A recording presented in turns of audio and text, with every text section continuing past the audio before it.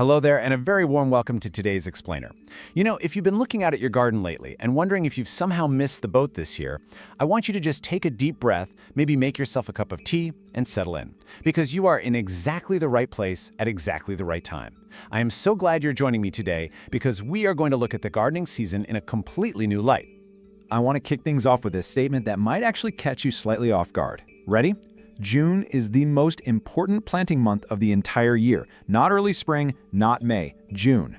I know, that surprises a lot of people. Every gardening calendar and television show makes it sound like spring is the only time things happen. Like if you missed March or April, you've somehow missed your chance. But that is simply not true.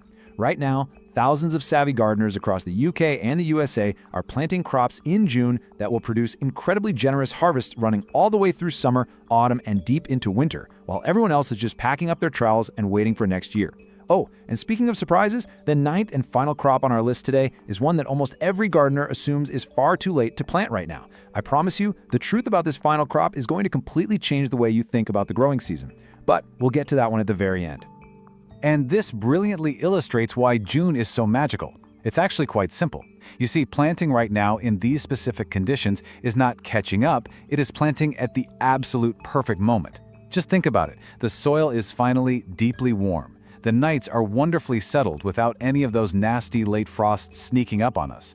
And we have these long, beautiful midsummer days that literally trigger explosive growth in your plants. The crops we're about to discuss, they have been quietly waiting for exactly these warm temperatures to hit their stride. Putting them in the ground now means they aren't going to just sit in cold, wet soil and sulk. They are going to take off like a rocket. It's an incredibly exciting opportunity, so let's dive straight into our list. Our very first essential crop is French beans, and there is genuinely no better time to get them in the ground than right now. French beans are true warm season plants. If you sow them back in April, they just sit there, shivering in the cold soil, and sometimes they just rot away completely. But sow them now, they'll germinate beautifully in just 5 to 7 days. They'll grow with extraordinary speed, giving you a generous harvest in as little as 8 weeks. For a June planting, look for the variety Cobra if you want a climber that produces masses of stringless pods. Imagine pulling long, tender, emerald green pods right off the vine.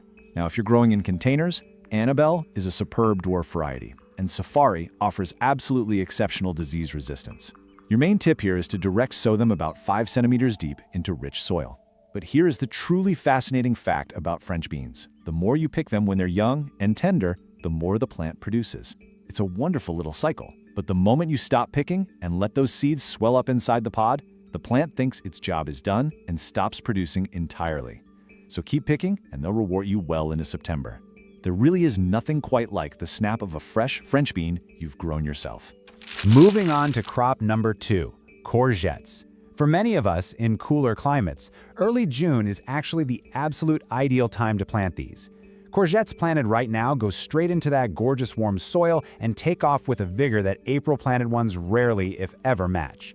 The varieties that perform brilliantly for a late sowing include Defender, which has just outstanding disease resistance. Then there's Romanesco, a beautiful, ridged Italian variety with a wonderful nutty flavor that is simply sensational when roasted. And if you want something truly delightful, try 8-Ball. They literally produce round courgettes the exact size of a tennis ball. Plant them in the richest soil you have, water them consistently, and give them a high potash feed from mid-July. This simply encourages the plant to focus on pushing out more flowers and fruit rather than just growing massive leaves.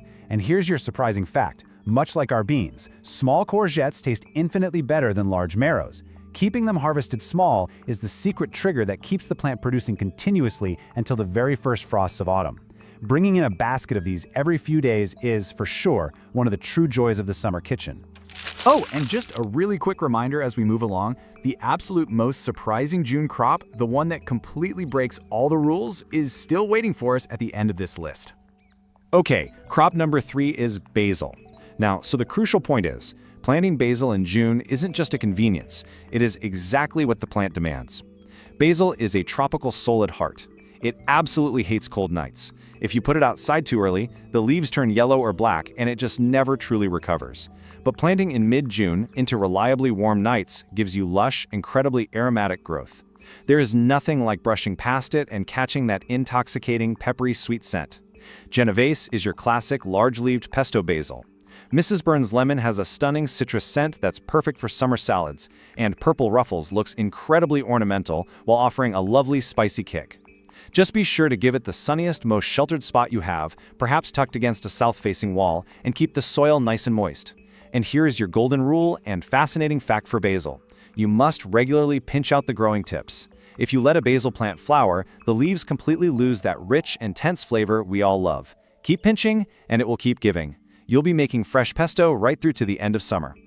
Our fourth crop is one of my absolute personal favorites, beetroot. A June sowing actually produces some of the finest, sweetest beetroot of the entire year. Because it matures in the gentler warmth of late summer and early autumn, it develops a deeper sweetness and a much tenderer texture than the crops grown through the blazing heat of peak summer. Look for Boltardi, which is incredibly reliable and won't bolt on you. Chioggia is a stunning heritage variety with pink and white rings inside. Honestly, it looks spectacular sliced thinly in a summer salad. And Pablo gives you perfectly smooth, uniform roots. Now make sure you water them regularly, as letting them dry out will cause those roots to become woody and tough. But here is a delightful little quirk of nature about beetroot. Actually, scratch that, it's more of a secret. Those knobbly little seeds you plant, they're actually clusters. Each one contains 2 or 3 separate seeds, so when they pop up, you will need to gently thin them out to leave just the strongest seedling. I know thinning them out feels a bit harsh, but it absolutely guarantees you those perfectly plump, sweet roots come autumn. Well, we are officially halfway through our list today, and that final paradigm-shifting crop is getting closer. Hang in there, it's well worth the wait.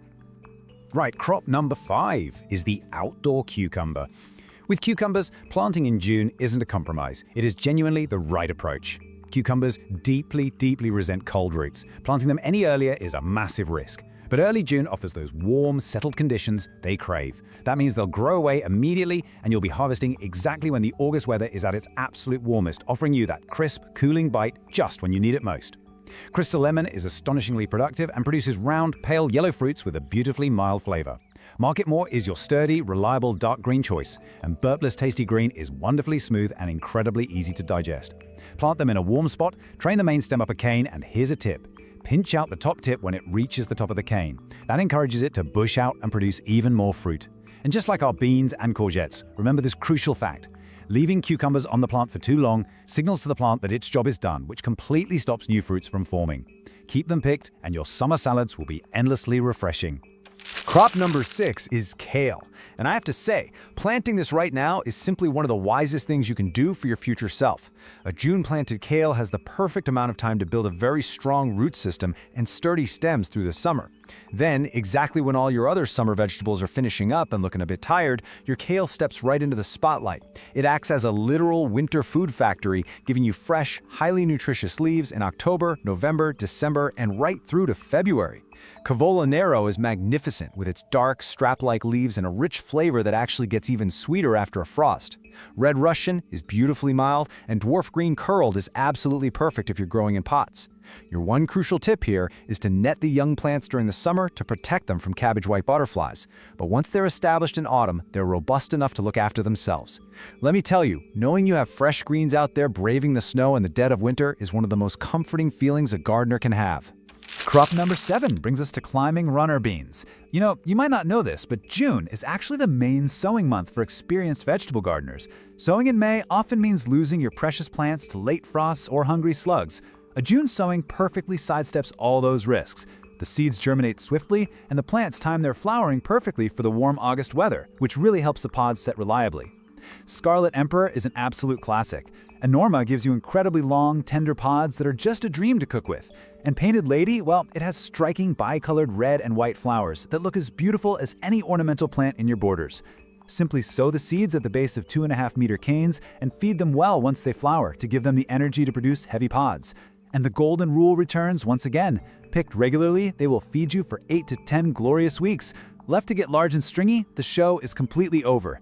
Keep at it, and your kitchen will be absolutely brimming with them. We are nearly at the end of our list, which brings us to a very important question. What is the most overlooked June planting? Let's take a look at crop 8, right before our big reveal. Crop 8 is mixed salad leaves. This is perhaps the fastest, easiest, and most rewarding thing you can possibly do right now. A June sowing of mixed leaves, like a spicy salad mix with rocket and mizuna, or a lovely mild and sweet mix, will germinate in just days. You barely even need to cover the seeds with fine compost because they actually need light to germinate beautifully. And the magic fact about these cut and come again varieties is this: if you snip off the outer leaves with scissors but leave the growing center completely intact, that single plant will push out fresh new leaves for you to eat again within just 10 to 14 days. A single pot sown in June will effortlessly feed a household all summer long. Honestly, nothing beats walking out to the garden with a pair of scissors and returning with a bowl of crisp, vibrant leaves for dinner. Now, what's really interesting about this next one is, well, we have finally arrived at crop 9. And we need to dismantle everything you've likely been taught about it. I call it the Great Garlic Assumption. Hear me out, because I know exactly what you are thinking right now. Everyone knows garlic is an autumn crop. You plant it in October or November. And yes, for traditional hardneck varieties, that is absolutely true. But to assume June is completely off limits for all garlic is simply a myth. There's an entire world of garlic that thrives when planted right now. Softneck varieties can go in now for a late summer harvest. Elephant garlic can be planted now to establish magnificent, massive bulbs for next year. But the real secret I want to share with you today is green garlic. So, let's talk about how to actually do this. If you visit specialist nurseries right now, you can find green garlic modules. These are young garlic plants ready to go straight into the ground today.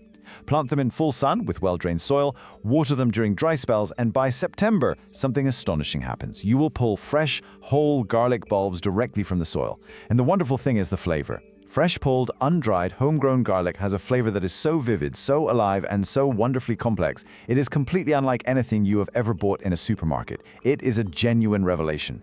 By planting this incredibly overlooked crop in June, you are setting yourself up for one of the most deeply satisfying moments a gardener can experience in the kitchen. So, here is your June action plan. I really don't want you to feel overwhelmed by this list. I just want you to start. Step 1. Choose just one crop from this list today. Pick the one that excites you the most. Step 2. Get the seeds or young plants this week. Step 3. Prepare the simplest possible space. It doesn't need to be a massive allotment. A single pot, a small raised bed, or just a quiet corner of a border is absolutely perfect. And Step 4. Plant it in the ground before the end of June. It really is that achievable. I want to leave you with this thought today. June is your moment. The gardening season is not over. For these 9 magnificent crops, it is just beginning. You are right on time. If this explainer has helped you out today, please give it a like. Subscribe to the channel so you never miss what we're learning next. And most importantly, drop a comment below telling me which of these 9 crops you are going to plant this June. I genuinely read every single comment, and I cannot wait to hear what you are growing. After all, if June is actually the beginning of the best harvest of the year, it makes you wonder, what other gardening rules are we following that are simply waiting to be broken? Happy gardening, my friends!